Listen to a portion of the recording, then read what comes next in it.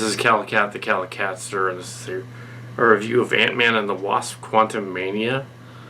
Yeah, so I think it's been out for a week or two, but it seems like it. Seems like everybody's reviewed it.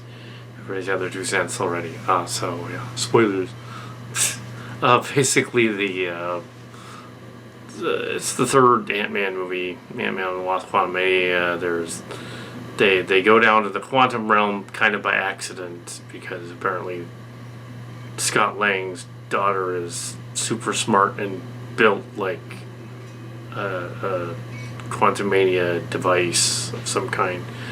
I'm thinking that on the other end, though, the Kang guy actually built the wormhole and she just built the transmitter.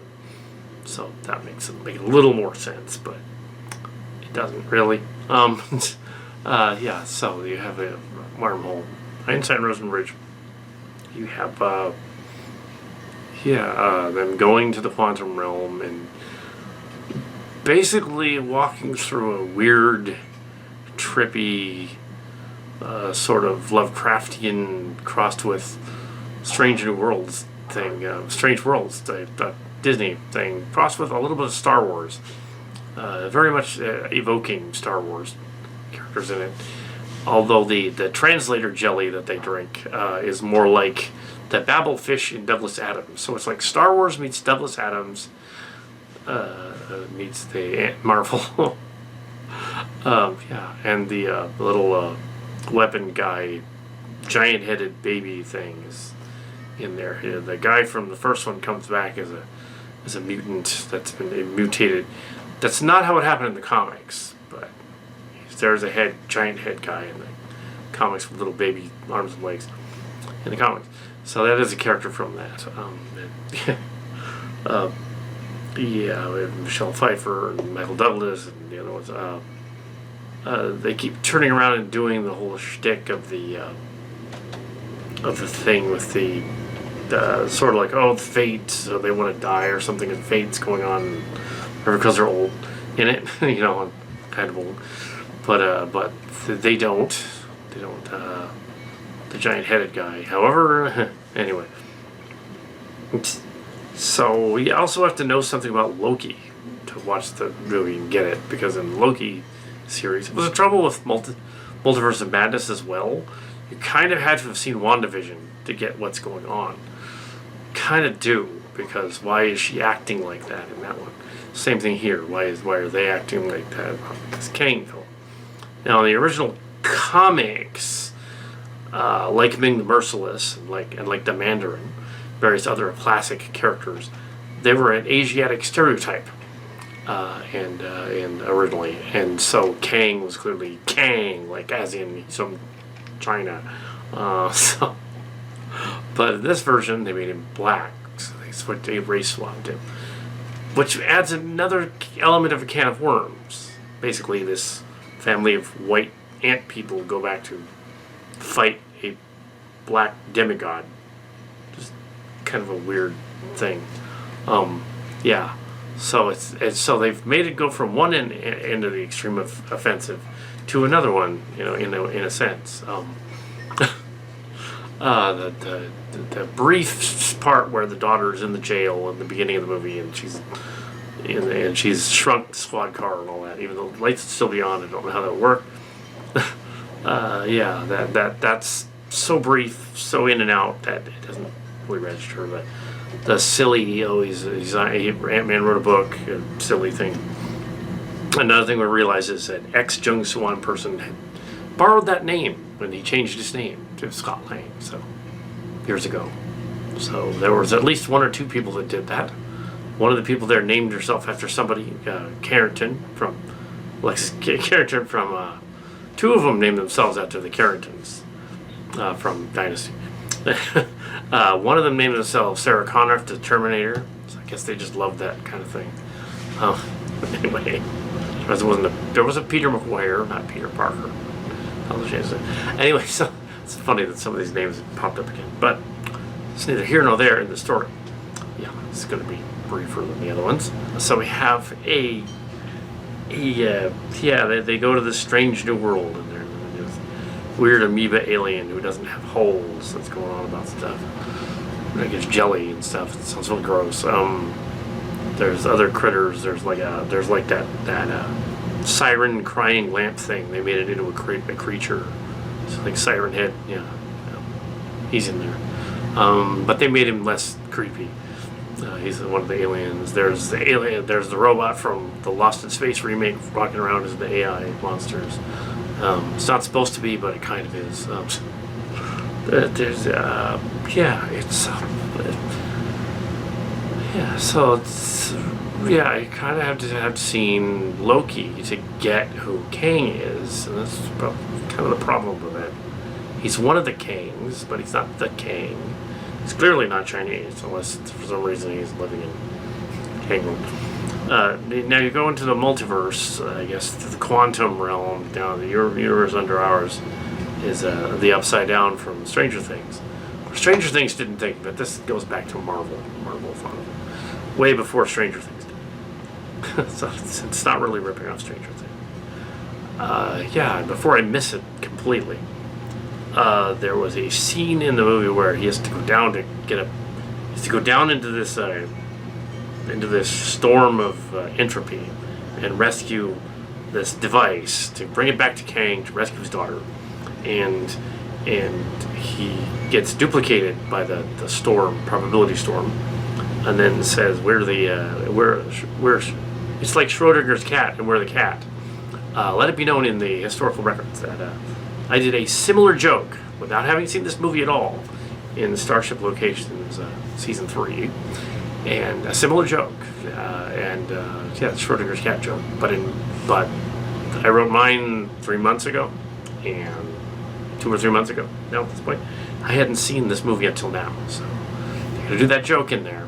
That's my version. Q says it to the crew in reference to what they're doing in another situation, and they aren't duplicated. It's just that he's telling them, you have to figure out how to escape or die. So he's being mean to them. Just closer to the Schrodinger's cat story than what he jokes about in here. So mine was actually truer to the actual physics experiment, which is the thought experiment. It doesn't actually happen. There's no cat. Thought experiment is that you have an animal, a fictitious animal. It's both alive and dead. There's either poison on one side or radiation, and there's food on the other side, and redemption. And it's a thought experiment. There's no animal in there. It's to compete on. And the joke in my story, which kind of goes along with what they did in this one visually, is that what happens if the cat just gets out? That's the third option. That's chaos. That's chaos. It's like, what happens if it gets out in the thought experiment? It escapes, it claws out the scientist's face, and then takes off. And then it's kind of what happens in this movie. Yeah, so they visually did that. Well, not with a cat, but with ant people in an ant society that goes to level 3 of the. I think he meant to say a type 3 civilization, but they really weren't. So I don't know what he meant by level 3. I think he meant level 3, type 3. A bunch of other weird physics stuff. So we have a movie that has a lot of odd stuff in it.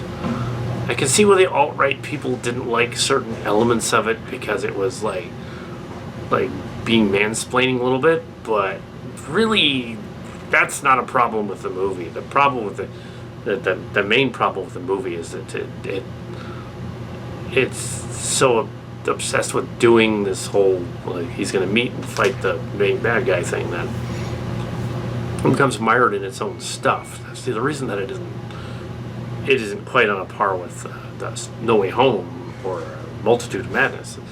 Multiverse of Madness, it's on a par with Multiverse of Madness in some ways.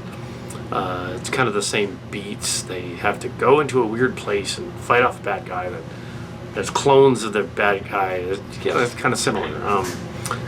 There's clones at the end, which means they have to fight the clones, I guess. So you have,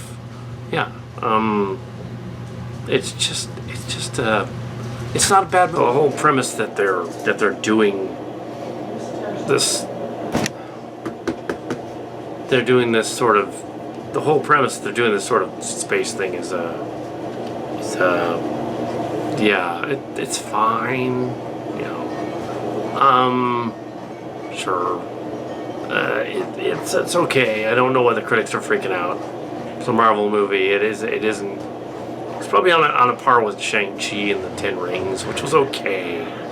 It certainly isn't Avengers level. They try to make it that with the special effects, and in doing so, make it so much special effects that it's like eye candy porn, and you're just kind of like, what? Like Strange World was. Disney Strange World was kind of the same way. It's like this, kind of this weird sort of trippy Star Wars-y planet that turns into like to battle the Emperor at the end. It probably was. I'm guessing that it was a rejected script for a Star Wars movie that was rejiggered into a Marvel movie. That would be my guess. Knowing something about that kind of thing, it seems like it was a rejected Star Wars script that had been rewritten.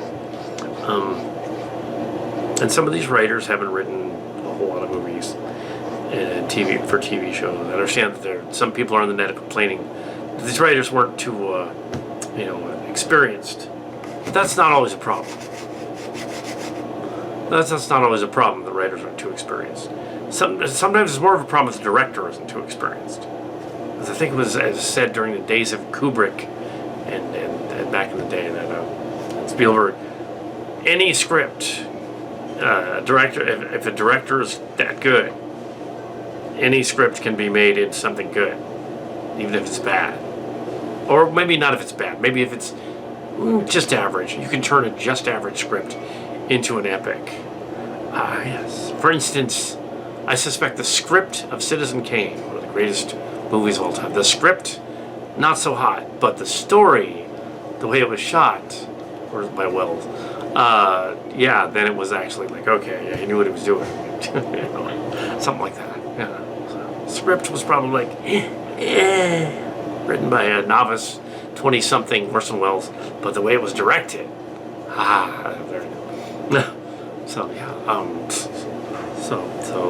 so it tends to be the director. They can't entirely blame the writers, even though it's a science fiction fan film writer. I can see where the writers have to do certain things to do it right. But in the case of Hollywood movies, yeah, it looks like these are novice writers that haven't written much before and are just doing a paint by numbers kind of thing, kind of like they did with the Wonder Woman movies over there in DC, and kind of like they did with both of them, for that matter. Or else that other thing wouldn't have gotten past the censor. That whole idea of the body swap thing wouldn't have happened in that movie had there been some kind of oversight saying, no, you should not do the body swap thing. That's dumb. Don't do that. It's going to ruin the movie. Don't do that. Just have her wish for him and then he's back. But they did. In the case of The Eternals, didn't need to be 3 hours long. The director had only done dramas and some other movies and hadn't done very much. Oscar-winning dramas, yes. But, yeah, asked her to do an action movie. It's like if they asked me to do a drama movie, I'd be like, I don't know how to do that. It's got to be a comedy or sci-fi or something. Then I'd know how to do that. It's not my wheelhouse. But anyway, so yeah.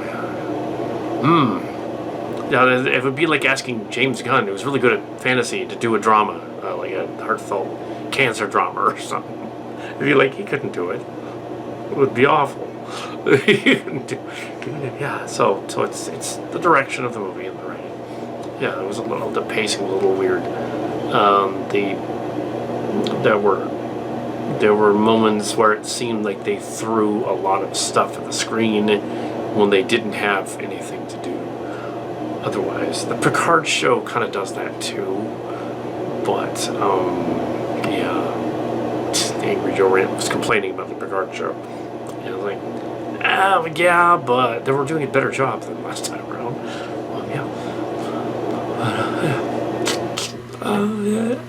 I didn't mind it really. I'm gonna go and say I didn't mind it already. I'm sure we're gonna get comments in the comments right there. It's another Marvel Disney show again. Oh, his friend right for or something. No, I'm not a shill for Disney, and no, my friends aren't in it. No. Since phase 1. Um, yeah, so... Yeah, so, no. Not at all. So it wasn't bad. It wasn't pandering or anything. It was just a sci-fi silly movie. It could have been anything else. Generic sci-fi space adventure. Now it's getting a lower rating. Now it's almost a 3 star. Anyway, 3 stars. All right, 3 stars.